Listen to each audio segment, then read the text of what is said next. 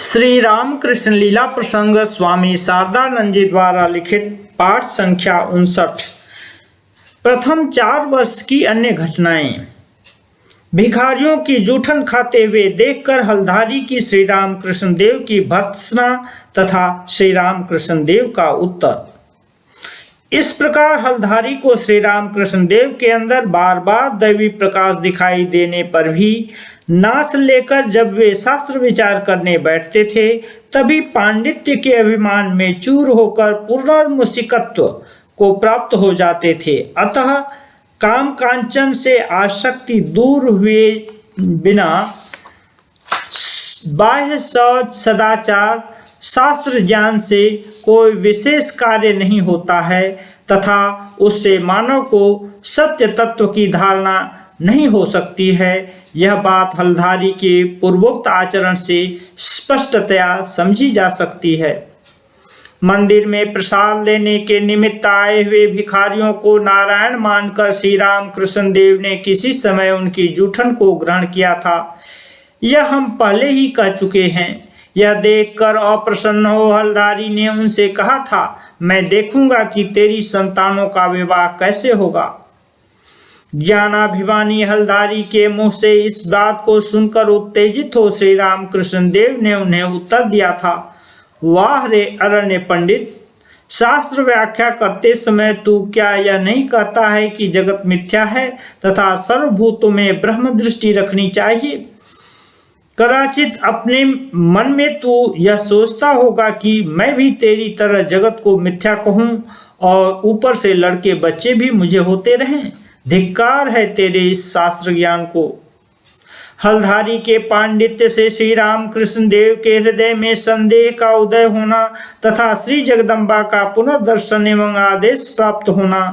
तू भावमुखी रह। बालक स्वभाव श्री रामकृष्ण देव पुनः कभी कभी हलधारी के पांडित्य से विभ्रांत होकर अपने कर्तव्य के विषय में श्री जगन्माता का अभिमत प्राप्त करने के निमित्त दौड़ जाते थे।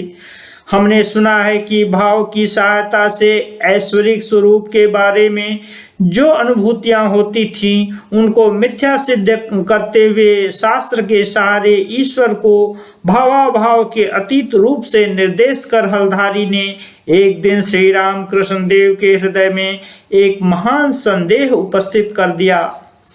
श्री रामकृष्ण देव कहते थे, तब मैं यह सोचने लगा कि भावावेश में जिन ईश्वरीय रूपों के मुझे दर्शन मिले हैं और जो आदेश प्राप्त हुए हैं क्या सभी भ्रमात्मक हैं। यदि ऐसा है तब तो माँ ने मुझे ठग लिया।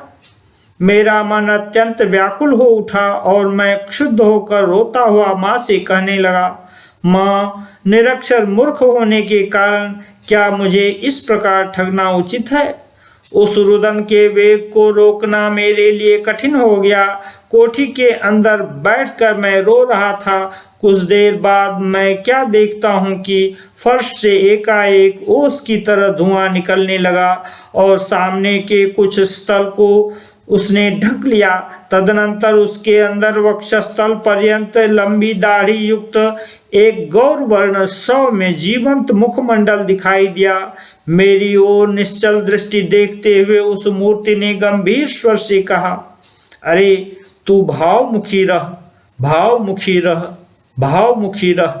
इस प्रकार 3 बार इन शब्दों का उच्चारण करने के पश्चात वह मूर्ति धीरे धीरे पुनः उसी ओर विलीन हो गई और ओस की तरह वह धुआं भी अंतर्हित हो गया। इस प्रकार दर्शन पाकर उस बार मैं शांत हुआ। इस घटना को श्री रामकृष्ण देव ने एक दिन अपने मुंह से स्वामी प्रेमानंद जी से कहा था। श्री रामकृष्ण देव कहते थे, हलधारी की बात सुनकर और एक बार इस प्रकार का संदेह मेरे मन में उदित हुआ था। उस बार पूजन करते समय रोता हुआ इस विषय की मीमांसा के निमित्त माँ से मैंने अत्यंत आग्रह पूर्वक प्रार्थना की थी। माँ ने उस समय रति की माँ नाम की एक महिला का वेश धारण कर घट के समीप आविर्भूत हो मुझे उपदेश दिया था, तू भावमुखी रह। इसके बाद परिव्राज का आचार्य तोतापुरी जी जब उन्हें वेदांत ज्ञान का उपदेश देकर दक्षिणेश्वर से चले गए और श्री राम कृष्ण देव 6 महीने तक निरंतर निर्विकल्प भूमि में अवस्थान कर रहे थे, तब भी उक्त समय के अंत में श्री जगदम्बा की अशरीरी वाणी उनके हृदय में ध्वनित हो उठी थी, तो भावमुखी रह। काली मंदिर में हलधारी कितने वर्ष रहे थे? दक्षिणेश्वर के मंदिर में हलधारी ने लगभग 7 वर्ष तक निवास किया था, इसलिए क्रमशः दक्षिणेश्वर में उपस्थित होने वाले पिशाच जैसे आचरण करने वाले पूर्ण ज्ञानी साधु, ब्राह्मणी जटाधारी नामक रामोपासक साधु तथा तोतापुरी जी को मिलने का उन्हें अवसर प्राप्त हुआ था। श्री राम कृष्ण देव के श्रीमुख से यह सुना गया है कि हलधारी श्रीमद तोतापुरी जी के साथ बैठकर कभी कभी अध्यात्म रामायण आदि शास्त्रों का पाठ किया करते थे। अतः पूर्वोक्त 7 वर्ष के अंदर विभिन्न समय में हलधारी से संबंधित घटनाएं घटी थीं। वर्णन की सुविधा के लिए यहाँ पर हमने पाठकों के लिए एक साथ उनका उल्लेख किया है। श्री राम कृष्ण देव की दिव्योन्माद अवस्था संबंधी आलोचना। श्री राम कृष्ण देव के साधक जीवन के संबंध में अब तक जो विवेचना की जा चुकी है, उससे यह बात निश्चयात्मक रूप से कही जा सकती है कि काली मंदिर के जनसाधारण की दृष्टि में वे उस समय पागल जैसे प्रतीत होने पर भी किसी मस्तिष्क विकार या रोग जनित साधारण उन्माद अवस्था में नहीं थे। ईश्वर दर्शन के निमित्त उनके हृदय में तीव्र व्याकुलता का उदय हुआ था एवं उसी के प्रभाव से वे उस समय अपने को संभाल नहीं पा रहे थे। अग्निशिखा की भांति ज्वालामयी उस व्याकुलता को निरंतर हृदय में धारण कर साधारण विषयों में साधारण व्यक्तियों की तरह सम्मिलित होने में समर्थ न होने के कारण ही लोग उन्हें पागल समझने लगे थे। वैसा व्यवहार उस स्थिति में कैसे संभव हो सकता है? हृदय की तीव्र वेदना जब मानव की स्वाभाविक सहन शक्ति को अतिक्रमण कर जाती है, उस समय कोई भी व्यक्ति बाहर एक प्रकार तथा भीतर अन्य प्रकार की भावना रखकर संसार में सबके साथ मिलकर नहीं चल सकता है। यह कह सकते हो कि सबकी सहन करने की क्षमता एक सी नहीं होती है। कोई स्वल्प सुख दुख में ही विचलित हो उठता है और कोई उन दोनों के गहरे वेग को अपने हृदय में धारण करने के पश्चात भी समुद्र की तरह अचल अटल बना रहता है। अतः श्री राम कृष्ण देव में सहन करने की क्षमता कितनी थी, यह कैसे समझी जा सकती है? इसके उत्तर में कहा जा सकता है कि उनके जीवन की अन्य घटनाओं की पर्यालोचना करने पर यह स्पष्ट प्रतीत होगा कि उनकी सहन शक्ति असाधारण थी।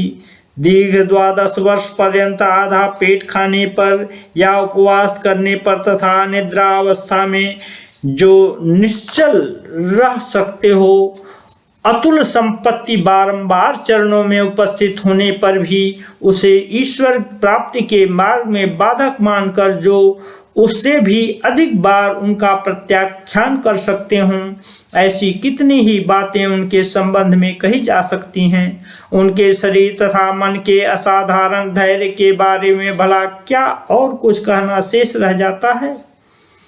अज्ञ व्यक्तियों ने ही उनकी उस स्थिति को रोग जनित समझा था, साधकों ने नहीं।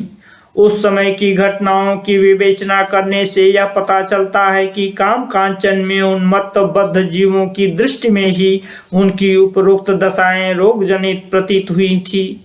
यह देखने में आता है कि मथुरानाथ जी को छोड़कर उस समय दक्षिणेश्वर काली मंदिर में ऐसा कोई भी दूसरा व्यक्ति नहीं था जो कल्पना या युक्ति की सहायता से उनकी मानसिक स्थिति के बारे में आंशिक रूप से भी कुछ निर्धारित कर पाया हो। श्री केनाराम जी भट्ट श्री राम कृष्ण देव को दीक्षा देकर कहाँ चले गए, इसका कुछ पता नहीं चलता है, क्योंकि उस घटना के बाद उनके संबंध में हृदय अथवा किसी अन्य से हमने कुछ भी नहीं सुना है। मंदिर के मूर्ख तथा लोलुप कर्मचारियों ने श्री राम कृष्ण देव के तत्कालीन क्रियाकलाप तथा उनकी मानसिक स्थिति के संबंध में जो सूचना प्रदान की है, उसे कभी प्रमाणिक नहीं माना जा सकता। अतः उस समय काली मंदिर में समागत सिद्ध तथा साधकों ने उनकी स्थिति के बारे में जो कुछ कहा है वही एकमात्र विश्वस्त प्रमाण है। स्वयं श्री राम कृष्ण देव तथा अन्य व्यक्तियों से उस विषय में जो कुछ हमने सुना है उसके अनुसार यह विदित होता है कि उनको पागल मानना दूर रहा, प्रत्युत उनके संबंध में सर्वदा उन लोगों की बहुत उच्च धारणा थी।